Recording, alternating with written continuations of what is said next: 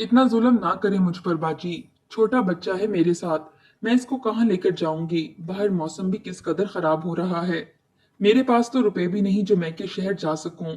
भले ही मेरी उम्र उस वक्त 10 साल थी, मगर अम्मा का कर्ब और चची का जुल्म मुझे साफ दिखाई दे रहा था। मेरी माँ हाथ जोड़कर अपने ही घर की दहलीज पर सवाली बनी मिन्नतें कर रही थी कि मुझे इस घर से ना निकालो। मैं अम्मा से लिपटा हुआ रो रहा था, मगर चाची को हम पर कोई रहम न आया। वो गुस्से से तड़क कर कहने लगी कि चलो चलो अब यहाँ से निकलती बनो। यहाँ अब सिर्फ हमारा हक है। अब चाहे सड़कों पर भीख मांगो या कहीं पड़ी मर जाओ हमारी बला से।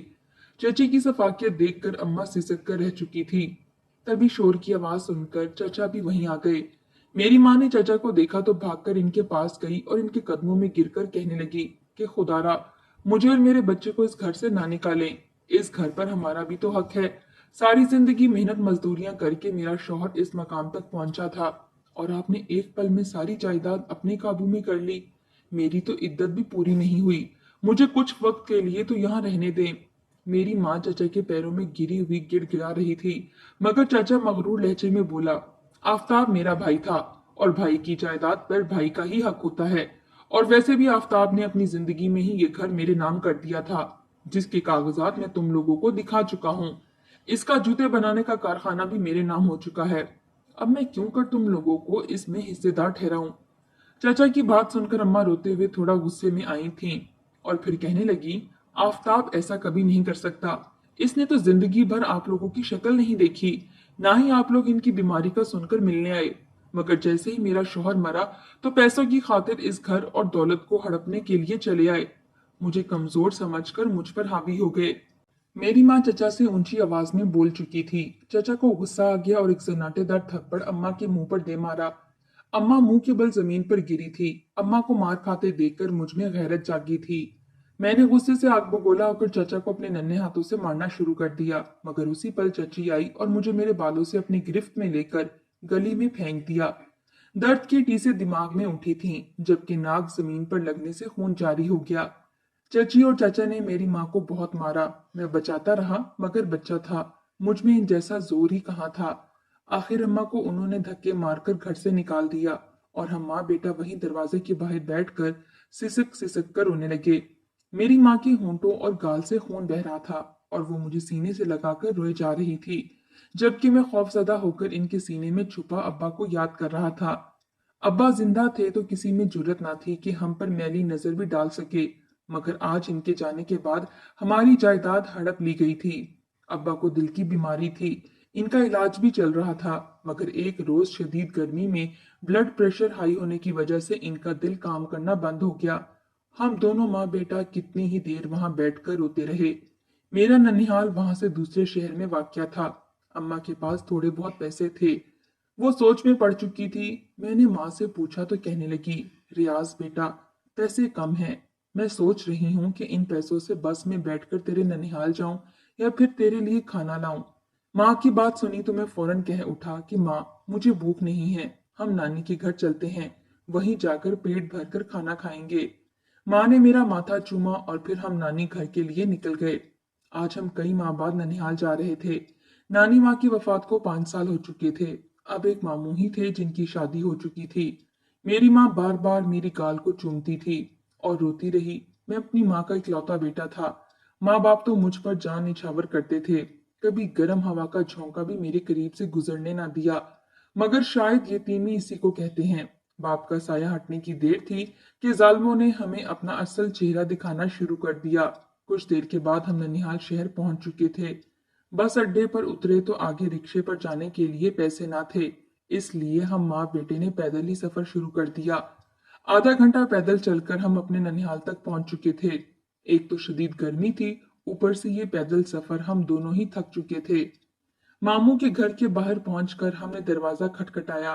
3-4 बार दस्तक दी तो अंदर से मुमानी की आवाज आई कि क्या मसला है, खोलती हूँ। अब मैं फारिग तो बैठी नहीं जो इस इंतजार में बैठी रहूं कि दस्तक हो और मैं भागकर दरवाजा खोल दूं। मुमानी के अल्फाज सुनकर मेरी माँ के चेहरे पर कई रंग आकर गुजरे थे। मुमानी का रवैया थोड़ा सख्त था, ये तो हम सभी जानते थे। मुमानी ने जब दरवाजा खोला और हमें खड़ा देखा तो इनके माथे पर बल पड़ गए। वो रस्मी सा सलाम दुआ करने के बाद हमें अंदर ले गईं। मामू उस वक्त घर ही थे। हम अभी आकर बैठे भी ना थे कि मुमानी फौरन पूछने लगी कि खैर से आई हो रुकैया, खैर तो है? तुम्हारी शक्ल तो ऐसे लग रही है जैसे बरसों की मरीज हो। मुमानी के अल्फाज अम्मी को सख्त लगे थे, मगर इसके बावजूद वो सर झुकाए रोने लगी। मामू ने अम्मी को रोते हुए देखा तो इनके पास आकर बैठ गए और दरियाफ्त करने लगे कि आखिर क्या बात हुई है, तुम इस कदर परेशान क्यों दिखाई दे रही हो। मेरी माँ ने रोते हुए सब कुछ अपने भाई को बता दिया, जिसे सुनने के बाद मामू भी परेशान हो चुके थे। मामू कहने लगे कि ऐसे कैसे वो लोग जायदाद को हड़प सकते हैं, इस पर तो तुम्हारा और तुम्हारे बेटे का हक है। तुम्हारे शौहर का बेटा मौजूद है तो फिर वो कैसे जायदाद का हकदार बन सकता है। मेरी अम्मी ने मामू के आगे हाथ जोड़ दिए कि आप हमारी मदद करें, कोई वकील करें, कुछ भी करके मुझे मेरी जायदाद वापस लौटा दें। मगर मामू खामोश हो चुके थे। तभी मुमानी फौरन सख्त लहजे में कहने लगी कि हम तुम्हारे शौहर जितने अमीर नहीं हैं, इतना ही कमाते हैं जो 2 वक्त का खाना पूरा हो सके। अदालत और वकीलों के चक्कर में पड़कर हजारों की फीस कहाँ से देते फिरेंगे। इतना कहना था कि मामू भी खामोश हो चुके थे, जबकि अम्मी को भी चुप लग चुकी थी। मुमानी का रवैया साफ बता रहा था कि हम यहाँ पर ज्यादा दिन नहीं रुक सकेंगे। रात का खाना हमने खाया तो मुमानी ने हमें खाना कमरे में ही लाकर दे दिया। हम तो दिन से भूखे थे, मगर मुमानी का रवैया देखकर मुझ में इतनी हिम्मत ही ना हुई कि इनसे कह सकें कि हमें भूख लगी है। रात को वो जब खाना देने के लिए हमारे कमरे में आई तो जाने से पहले मुड़कर मेरी अम्मी से कहने लगी कि देख रुकैया, हमारा अपना ही गुजारा मुश्किल से होता है। अब ये ना हो कि तुम भी अपना बोरिया बिस्तर लेकर हमेशा के लिए हमारे सर पर ही आकर बैठ जाओ। बेहतर है कि सुबह होते ही अपना अलग बंदोबस्त कर लो। तुम्हारा भाई तो शरीफ और मासूम है, इसके मुंह में तो जबान ही नहीं है जो तुम्हें मना कर सके, मगर तुम्हें खुद अपने भाई की फिक्र होनी चाहिए। इतना सुनना था कि मेरी आंखों के आगे तो अंधेरे छा चुके थे। मेरी माँ तो खामोशी से सर हिलाकर रह गई थी। भूख शदीद लगी थी, मगर मुमानी की बात सुनकर सारी भूख मिट चुकी थी। माँ की आंखों में एक बार फिर आंसू आ चुके थे। वो रोने लगी थी, क्योंकि इनके लिए तो इनके भाई के घर में भी कोई जगह ना बची थी। खैर, पेट भरने की खातिर ही सही, हम माँ बेटे ने रोते हुए खाना खा लिया। बाकी बाप का साया सर पर होना इतनी बड़ी खुशकिस्मती थी कि ये मुझे इस उम्र में ही पता चल चुका था। अगली सुबह होते ही मैंने और अम्मा ने अपना सामान उठाया और मामू के उठने से पहले ही घर से चले गए। जब हम यहाँ आए तो मामू ने अम्मी को कुछ पैसे दिए थे। अम्मी ने इन पैसों से ही वापसी की बस पर बैठकर सफर तय किया और हम वापस अपने गांव में आ गए। एक दफा दिल चाहा कि जाकर अपने घर में चची की मिन्नतें की जाएं, मगर दोबारा इनसे जलील होने की हिम्मत ना हुई। अब जिंदगी तो गुजारनी थी, चाहे जैसे भी गुजारी जाए। माँ ने मुझे अपने साथ लिया और गांव की बड़ी में चली आई। वो भी तो अमीर थीं और मेरी माँ से बहुत जला करती थीं, क्योंकि पूरे गांव में वो और हम ही सबसे ज्यादा अमीर थे। मेरी माँ के दिल में किसी किस्म का कोई बुग़्ज़ ना था। जब उन्होंने जाकर चुदराइन से कहा कि मेरी थोड़ी माली मदद कर दें और सारी बात इसकी गोश गुजार की, तो वो तकबराना अंदाज में बोली, जब तक मेहनत ना करो मजदूरी तो मजदूर को भी नहीं मिलती। तुम्हें उधार पैसे तो दे दूं, मगर क्या गारंटी है कि तुम वो लौटा पाओगी। मेरी माँ खामोश हो चुकी थी। तभी चुदराइन दोबारा कहने लगी कि हाँ, अगर तुम मेरे यहाँ नौकरानी बनकर रहना चाहो तो रह सकती हो। वैसे भी हमारी मवेशी संभालने वाली माई चंद रोज पहले ही काम छोड़कर गई है। मैं माँ का चेहरा देखता रह गया जो एक ही पल में सुर्ख हो चुका था, मगर जब्त की इंतहा थी कि माँ ने फौरन सर झुकाकर कहा कि मैं ये काम करने के लिए तैयार हूँ। चौधराइन ने उसी दिन से माँ पर काम का बोझ डाल दिया और वो जानवरों का सारा काम माँ से करवाने लगी। माँ को ऐसे देखकर और चौधराइन की झिड़के खाता देखकर मैं अंदर ही अंदर सोच चुका था कि अपनी माँ को इसका मकाम वापस जरूर दिलाकर रहूंगा। कभी भी अपनी माँ को अकेला नहीं छोड़ूंगा। मगर कमबख्त ये बुरा वक्त, मैं भी माँ के साथ काम करने लगता तो माँ फौरन मना कर देती और मेरे बाल संवार कर कहती, राजा बेटा, तू थक जाएगा, इधर बहुत धूप है, जा जाकर छांव में बैठ। मेरी माँ सारा दिन काम करती रही और मैं देखता रहा। शाम को चुदराइन ने हमें इतना ही खाना दिया जो एक फर्द को पूरा हो सकता। हम सुबह से भूखे थे, मगर इसके बावजूद मेरी माँ ने खुद कम खाया और मुझे पेट भरकर खिलाया था। मेरी माँ की एक एक बात मैं नोट कर रहा था। माँ को चुदराइन बहुत कम पैसे देती और तजलील अलग करती, मगर इसके बावजूद माँ ने मुझे सरकारी स्कूल में दाखिल करवा दिया। मैंने दिल लगाकर मेहनत की और इतना अच्छा पढ़ा कि मेरी अव्वल पोजीशन आई, जबकि चौधराइन का बेटा और मेरे चचा का बेटा, जो मेरे ही हम उम्र थे, बस दरमियाने से नंबर लेकर पास हुए थे। मेरी माँ बहुत खुश थी, जबकि चुदराइन का तो बस नहीं चल रहा था हमारी खुशियों को ही आग लगा दे। धीरे धीरे यूं ही वक्त चलता गया और मैं भी पढ़ लिख कर डिग्री ले चुका था। मेरी माँ अभी तक चुदराइन के यहाँ काम करती थी। वो अब बूढ़ी लगने लगी थी। वक्त की सुतम शरीफी ये थी कि वो आज इस हाल तक पहुंच चुकी थी। मैंने अब नौकरी करने का फैसला किया और कई जगह नौकरी के लिए इंटरव्यू देने गया, मगर हर बार मुझे नाकामी का सामना करना पड़ता। मैं हर बार एक नई उम्मीद के साथ जाया करता था, मगर जब वहां पर खुद से भी ज्यादा काबिल लोगों को देखता तो मेरा चेहरा उतर जाता। हैरत की बात तो ये थी कि मुझसे कम ग्रेड वाले लड़के सिफारिश लेकर आते और इनकी नौकरी लग जाया करती, जबकि मुझ जैसे मेहनती और सारी जिंदगी हलाल कमाने की नियत करने वाले बस मुंह तकते ही रह जाते। आज फिर मैं एक कंपनी में जॉब के लिए गया था। मेरे दिल में बार बार अपना माजी आ रहा था। मेरी माँ ने कितनी मुश्किलात से गुजर कर मुझे पढ़ाया लिखाया था, लेकिन आज जब नौकरी करने की बारी आई थी तो ये कानून और सिफारिशी निजाम मुझे मेरा हक ही नहीं लेने दे रहा था। मैं इंटरव्यू देकर आया तो मेरे बाद आने वाला लड़का सिफारिश लेकर आया था। इसने अंदर जाते ही 2 मिनट के बाद बाहर कदम रखा। इसके चेहरे का सुकून बता रहा था कि रिश्वत ने अपना काम कर दिखाया है। मैं एक बार फिर ना उम्मीद होता वापस चला आया। वापस हवेली आया तो ये देखकर मेरे होश उड़ गए कि चुदराइन मेरी माँ को बहुत ज्यादा मार रही है। ये मंजर देखना था कि मैंने अपने डॉक्यूमेंट वहीं फेंके और माँ तक भागकर पहुंचा। मैंने चौधराइन से माँ को छुड़वाया तो वो गालम गलोच पर उतर आई। कहने लगी कि दफा हो जा मेरे घर से, वरना अभी पुलिस को बुलवाकर चोरी का इल्जाम लगवा कर अंदर करा दूंगी। बड़ी आई मेरा हक छीनने वाली। मेरी माँ शर्म से सर झुकाए बैठी थी। मैं फौरन माँ को लेकर घर से निकल आया। मेरी माँ मुंह छुपाए रो रही थी। मैंने माँ से बार बार पूछा कि आखिर हुआ क्या है। मेरी माँ खामोश रही, मगर जब मैंने अपनी कसम दी तो कहने लगी कि बेटा, मैं तुम्हें कैसे बताऊं, चौधराइन ने मुझ पर कितना गंदा इल्जाम लगाया है। मैं इसके कमरे की सफाई कर रही थी तो चौधरी की तस्वीर फर्श पर गिर गई। उस पर गट जमी थी तो मैं साफ करने लगी, मगर चौधराइन ने इसका गलत मतलब निकालकर मेरी किरदार कशी शुरू कर दी। इतना सुनना था कि मेरे तन मन में आग लग चुकी थी। मैं वापस हवेली गया और जी भरकर चुदराइन को बातें सुनाई। हमारे पास रहने के लिए अब कोई जगह ना बची थी। बार बार ऑफिस का मंजर याद आ रहा था, जब मैंने अपने बाद आने वाले सिफारिशी लड़के को खुद पर तंजिया मुस्कुराहट उछालते देखा था। वो कोई और नहीं बल्कि मेरा चचाजाद रुस्तम ही था। मगर खैर, मैं अपनी माँ को लेकर एक किराए का मकान ढूंढने लगा। तभी हमारा गुजर अपने घर के सामने से हुआ।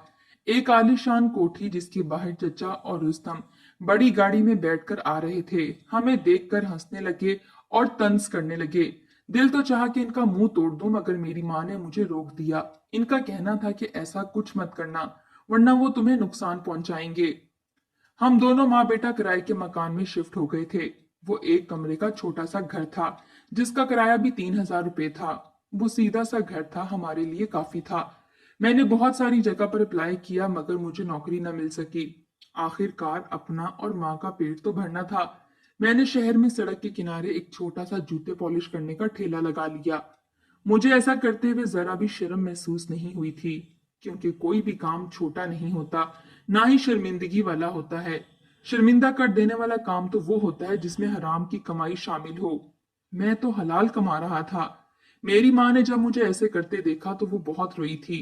वो कहने लगी कि तुम तो राज करने वाले थे, मगर देखो तुम्हारी किस्मत आज तुम्हें लोगों के गंदे जूते साफ करने तक ले आई। मेरी माँ कई रोज तक बुखार में रही। कहती थी तू मेरा इकलौता बेटा है, और वो भी इस हालत में। मैंने माँ को तसल्ली दी कि फिक्र मत करो, एक रोज हमारे हालात जरूर बदल जाएंगे। माँ भी एक गहरी सांस लेकर खामोश हो गई, क्योंकि हालात का तो यही तकाजा था। मैं सड़क पर बैठकर जूते पॉलिश करने लगा। जो लोग मुझे नहीं जानते थे उन्होंने तो मुझ पर कोई ध्यान ना दिया, मगर जब गांव के कुछ जानने वाले लोग और चचा वहां से गुजरे और मुझे जूते पॉलिश करते देखा तो उन्होंने तंजिया कहका लगाया।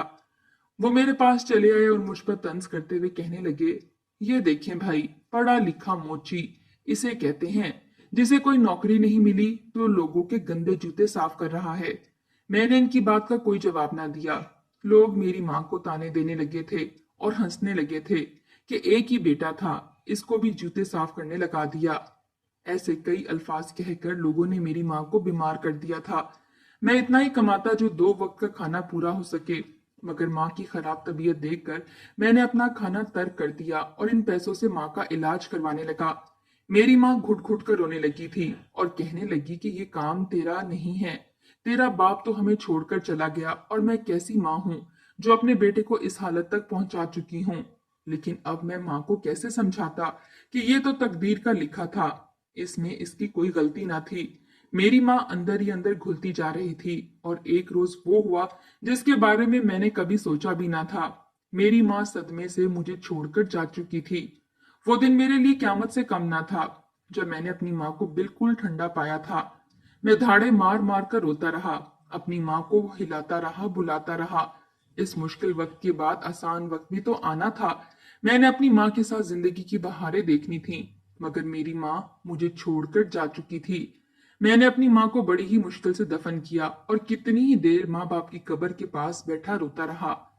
काश दोनों आज मेरे साथ होते तो आज मेरी ऐसी हालत बिल्कुल भी ना होती। माँ के जाने के बाद तो मुझे अब्बा की याद और भी ज्यादा सताने लगी थी। सारा दिन मैं धूप में बैठकर लोगों के जूते पॉलिश करता, किसी से कोई बात ना करता, खाने पीने की भी मुझे कोई परवाह नहीं रही थी और रात को घर आकर माँ बाप की तस्वीर को सीने से लगाकर रोता रहता। दिल चाहता कि खुदकुशी कर लूं, मगर मैं अपनी खुदा की मर्जी पर राजी था। एक रोज मैं यूं ही बैठा था कि मेरा चचा जात रुस्तम वहां पर आया, अपनी बड़ी सी गाड़ी से उतरा और सड़क के किनारे पड़े हुए गोबर पर जानबूझ के पांव रखकर मेरे पास आया। मैं इसकी ये हरकत देख रहा था। मेरे पास आकर कहने लगा कि लो मोची, मेरा जूता साफ करो, जरा सी भी गंदगी मौजूद ना रहे। मैं इसका ये अंदाज जानता था, वो मेरी तस्दील करना चाहता था, मगर मैं तो अजल से सब्र करता आया था।